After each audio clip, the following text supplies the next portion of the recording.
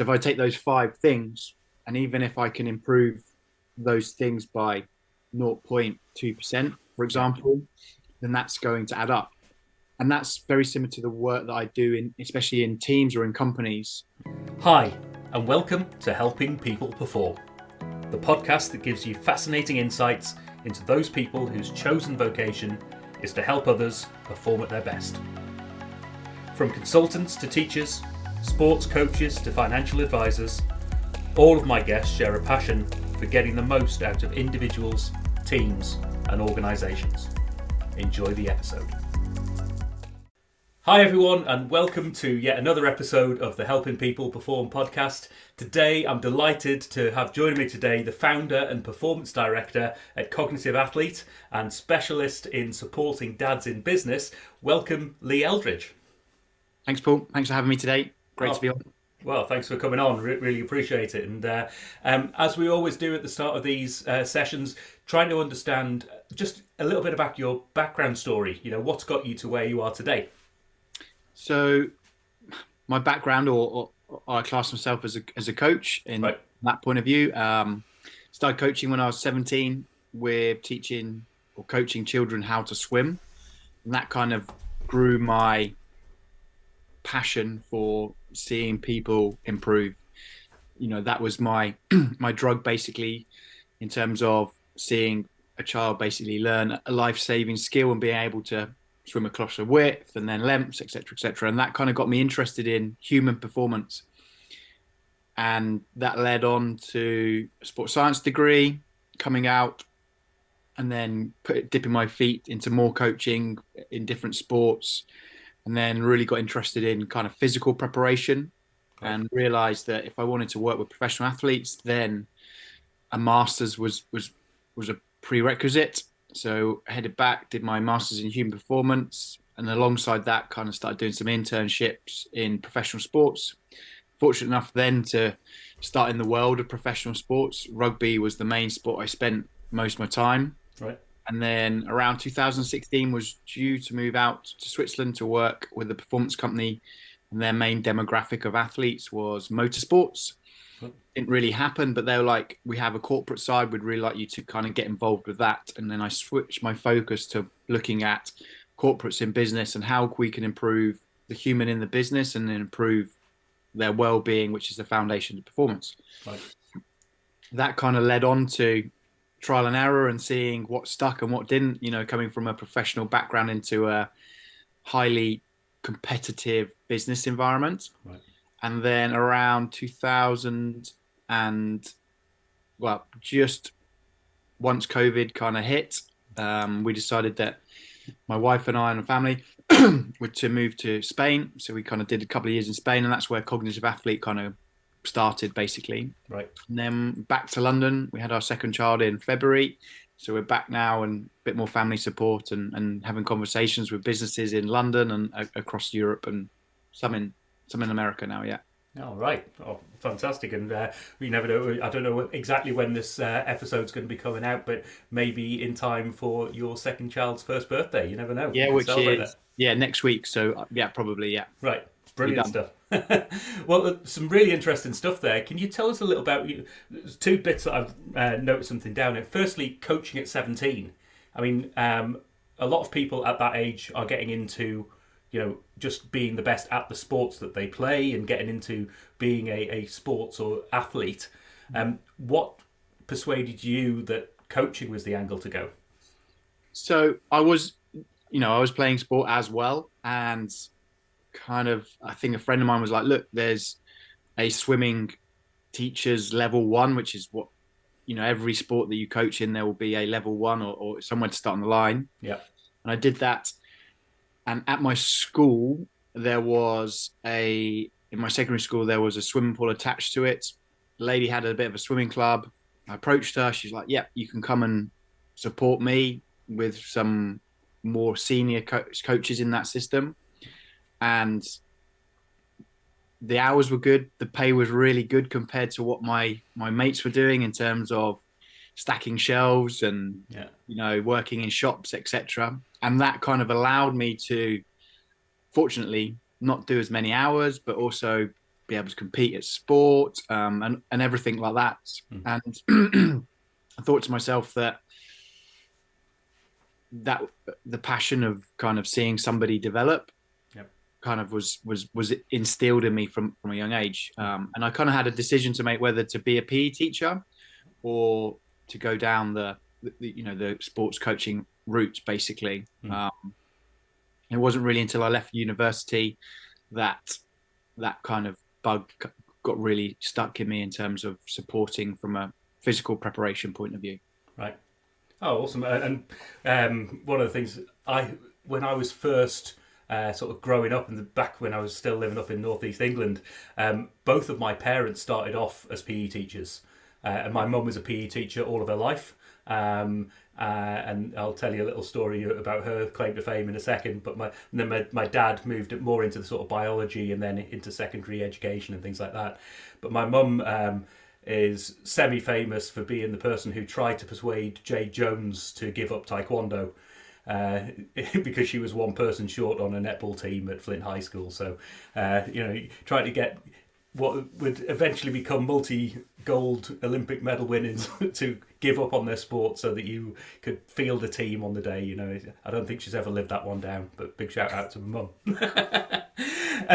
The other note that I put out there was around different sports and all the different things that you've done. So you've done swimming, you did rugby, motorsport you talked about as well.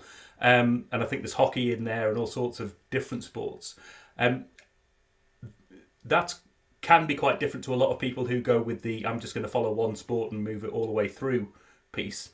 Couple of questions on that. What sent you down that route and what did you learn from the different sports? Is there one or two key insights from one of the sports, for instance, that you're like, right, those guys are much more, focused in these areas. I learned how to switch that from rugby to hockey, whatever it might be. Yeah, so kind of normally in the first year of a sports science degree, one of the biggest lectures will be a needs analysis, how to carry out a needs analysis in a sport. Right. And you would look at all the research, you would speak to coaches, you'd watch the sport, you speak to players, you try to understand the culture, or especially around the language that they use. Right.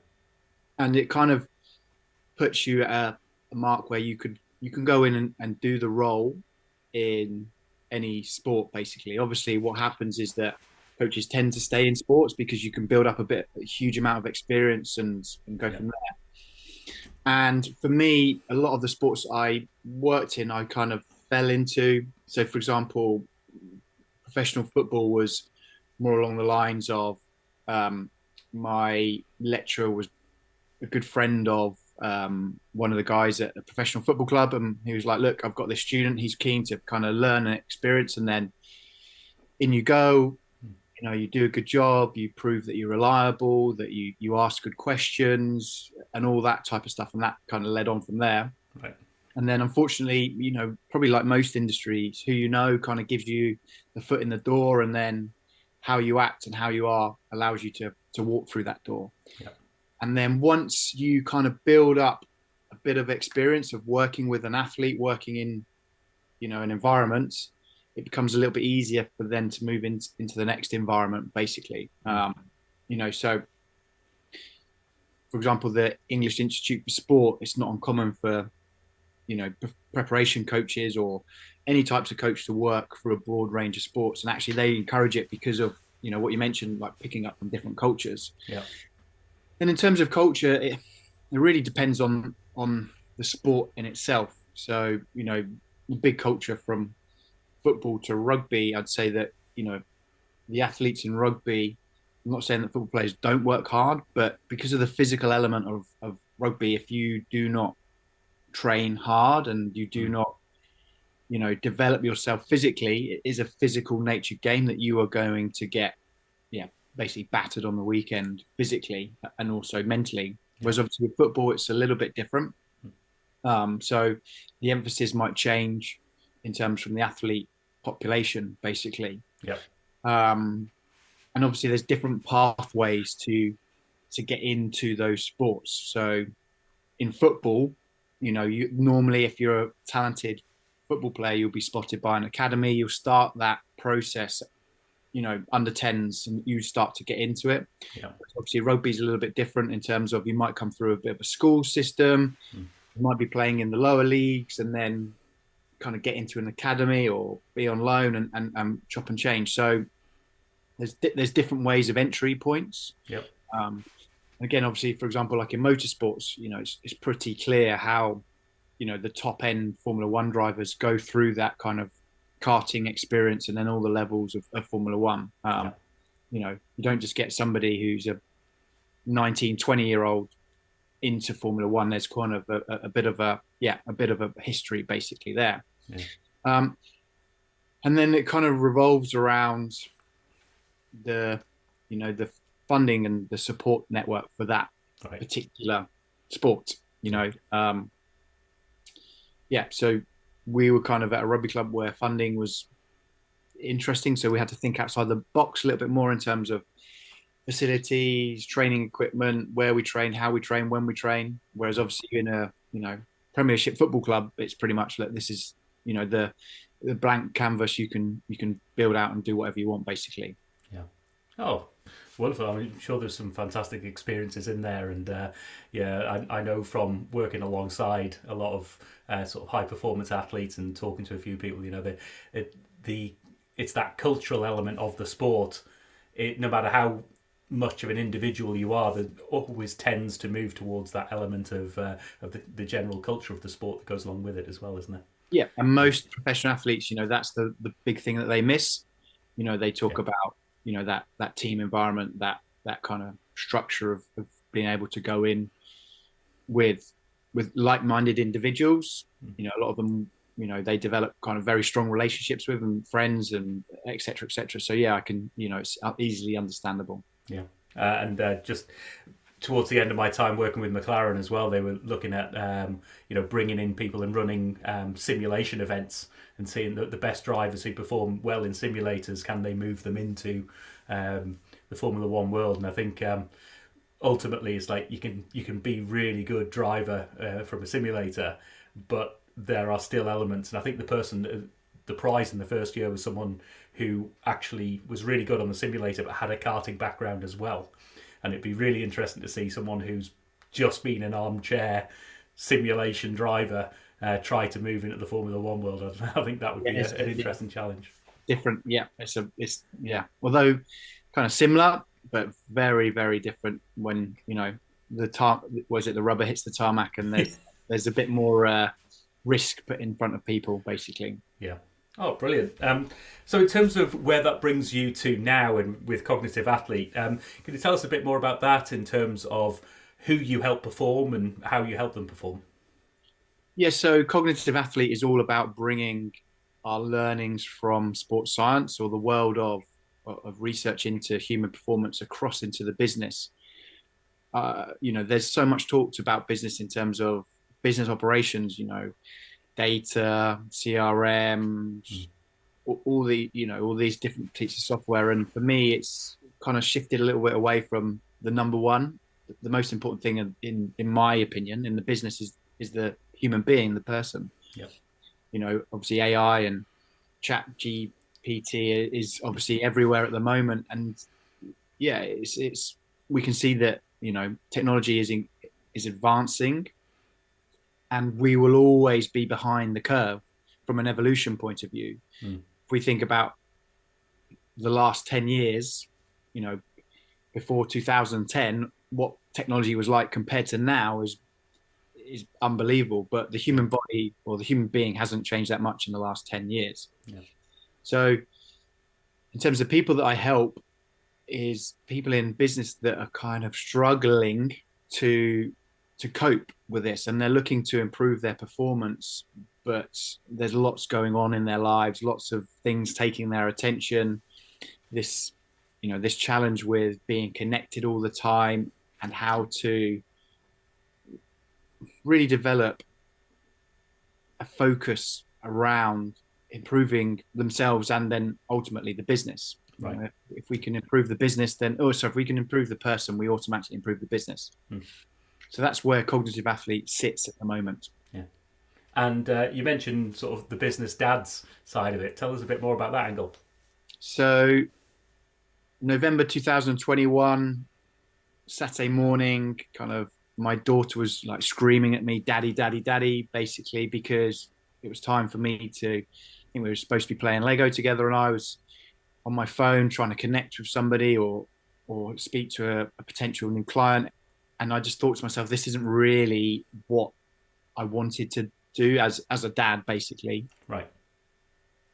The idea for me of growing a business has always been in there, that I've always kind of thought that, it'd be nice to develop something and build something. And I kind of thought there must be more dads out there that are in a similar situation. Sports science hat back on, needs analysis, went out and researched into it, interviewed. I'm getting close to 70 business dads now, just asking, what's your challenges, what's your fears, how's business, all those types of areas, to see where I can put my experience and my knowledge and all I've gained from coaching, along with the sides of the needs analysis, and say, right, what's the best way of going out and supporting these individuals? Right. There's obviously lots of discussion around mental health at the moment, and we know there's a big need, especially from a male population, that men struggle immensely with mental health.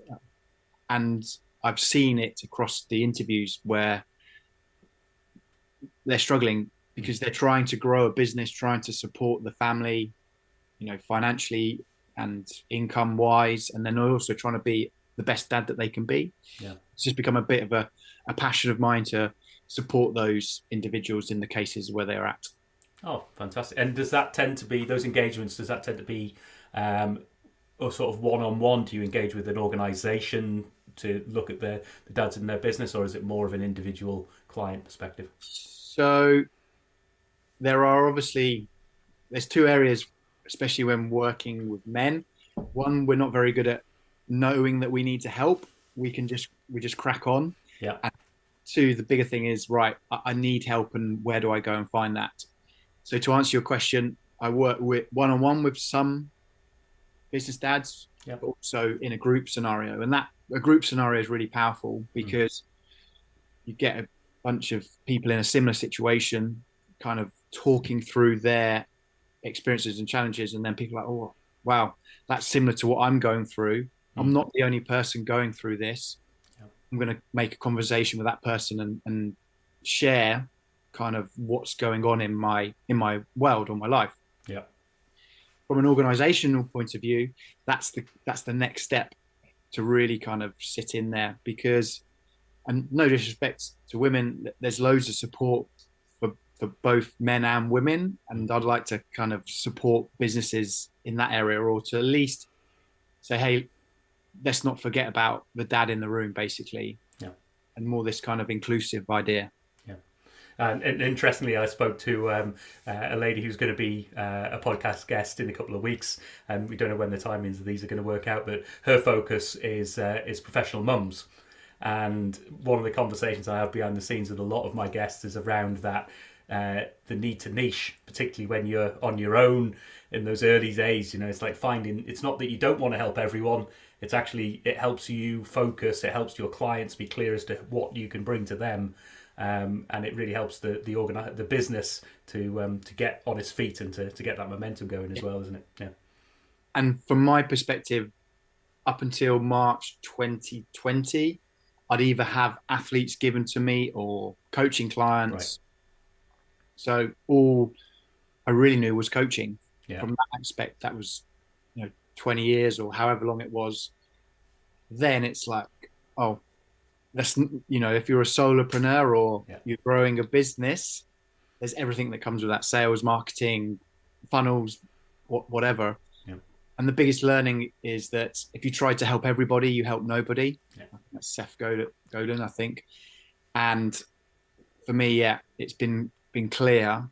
Although I'm not going to say I'm not going to work with people, but my big focus currently is business dads. Because I'm passionate. I'm a business dad myself. I go through all these challenges. Yeah. I feel lonely. I feel guilty. I feel stressed. Everything that goes on it goes on with it. And for me, it's been a case of trying to work out a way to deal with that pressure. Right. Oh, nice. And which brings us, I guess, nicely to the next section of the of this podcast, which is how do you get help with your performance? You know, where do you go to sharpen your saw and to up your game?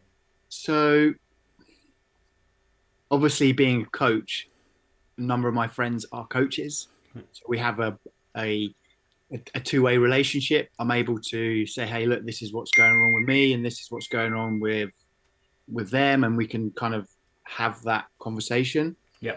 Also, I'm in a fortunate position that anything I learn, I can then apply into my role. Yeah.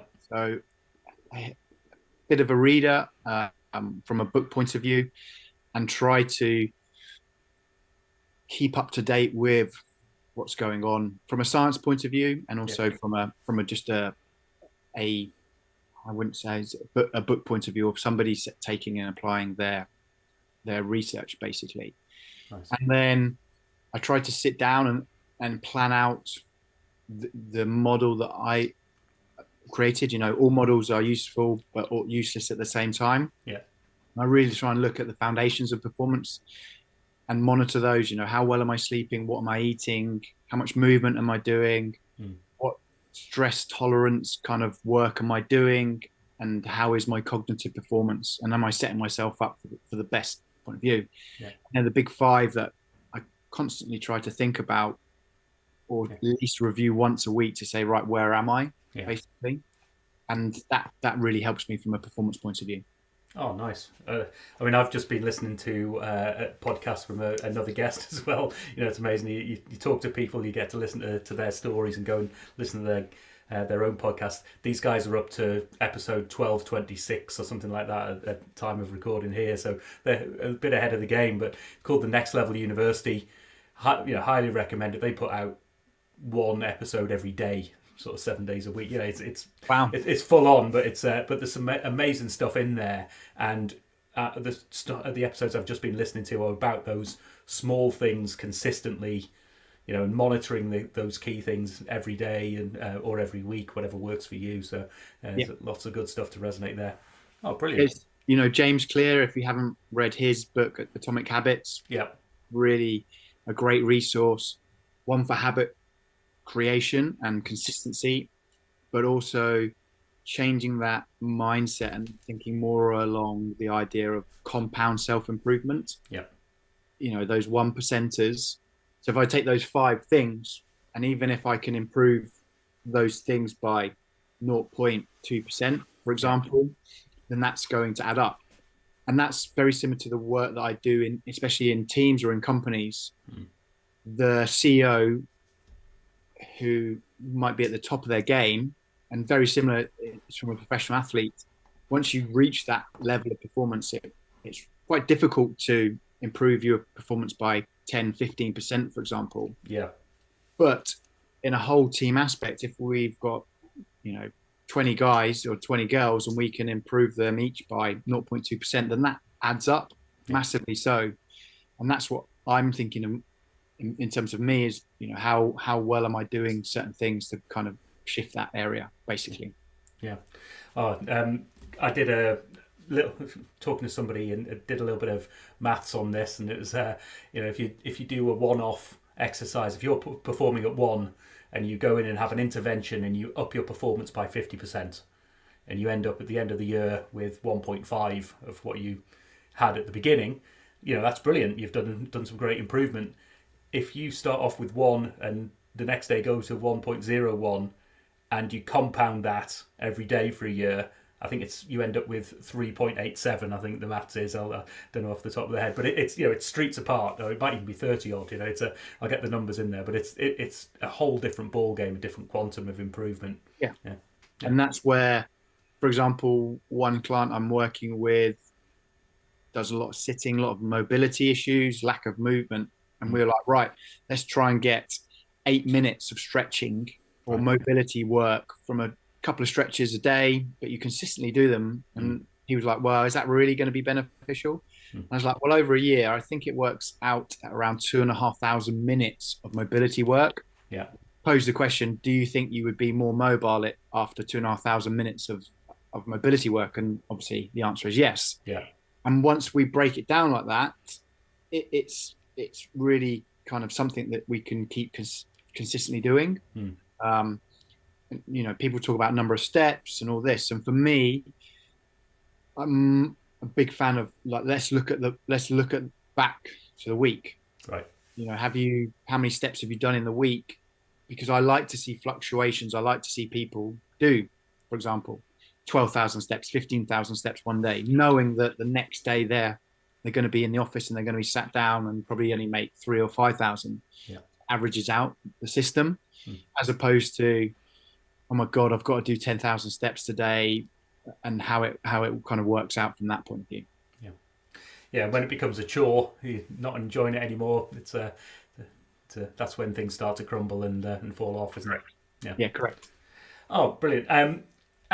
Just a couple of slightly different questions towards the end of the cast then that I always ask people is, if you were able to help anyone, any individual, team or organisation with the skill set that you've got, who would you want that to be? Oh, it's a good question.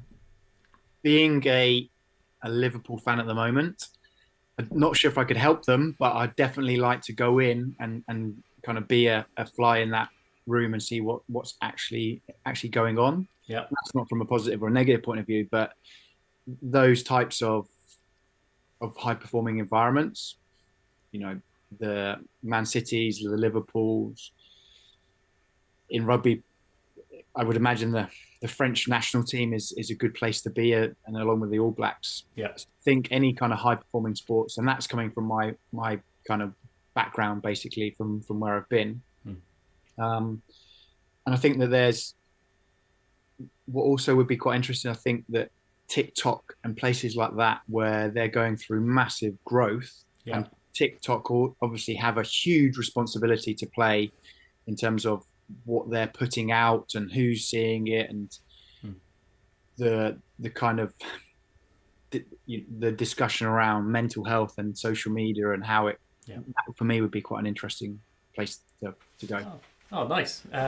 And maybe you might have answered this a little bit in the same question, because usually what I'll do is I'll flip that over and say, if you were able to sit down and have a chat, have a coffee or a drink with anybody and learn from them, would that be the same sort of people, or would you choose anybody else in that space? Yeah, I think it'd be super interesting. I've always had, what I'd love to do is be able to create not necessarily a retreat, but get some serious leaders in business and some amazing coaches all together in one room. Yeah, because we talk about the similarities and difference between high performing sport and business, and it's one where it'd be great to hear what the conversations are and how they go through that process. Yeah, I mean, I've been lucky enough in my days when I lived over in New Zealand. I got to engage with a couple of the All Blacks and some of the All Blacks behind the scenes management as well. And funnily enough, when I worked at McLaren, a group of All Blacks came and presented on the day there as well. And it's amazing. You think it's a completely different world, and then you start having conversations with people, and it's like, it's discipline, it's teamwork, it's all the great stuff that if you do this stuff consistently and well and on purpose, then you get that performance. And I also think the idea that it's not a perfect environment. There are still challenges. People still make mistakes. Yeah, it happens, and it's not what happens to you, it's how you respond to it. That's a huge not metaphor, but a huge saying in all the top psychologists and psychology in itself. It's, Viktor Frankl's Man's Search for Meaning, an amazing book about, being in a prisoner of war camp and how he kind of used that, and from a psychology point of view, some great books out there. Yeah. Oh, wonderful. And how do people find out more? How do they get in touch with you? So the easiest place is LinkedIn under my name, Lee Eldridge, or to go and have a look at www.cognitiveathlete.co.uk. Yep.